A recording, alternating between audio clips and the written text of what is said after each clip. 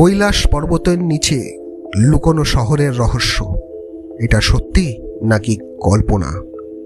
আসুন জেনে নেওয়া যাক। তিব্বতের অজস্র বরফে ঢাকা এক পাহাড় কৈলাস। হাজার বছর ধরে এই পর্বত শুধু হিন্দু নয়, জৈন, বৌদ্ধ এবং বন ধর্মাবলম্বীদের কাছেও এক অদ্ভুত পবিত্রতা বহন করে এসছে। কিন্তু এই পাহাড়ের নিচে কি লুকিয়ে আছে এক প্রাচীন শহর? নাসার একটি ছবি সত্যিই ফাঁস করেছে সেই গোপন রহস্য। আজ আমরা খুঁজে দেখব বাস্তবতা, বিশ্বাস আর কল্পনার সীমানা।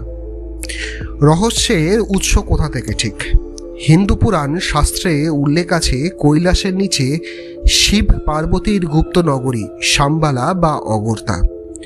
প্রাচীন পাণ্ডুলিপি সূত্রে জানা যায় বাংলার যোগিনী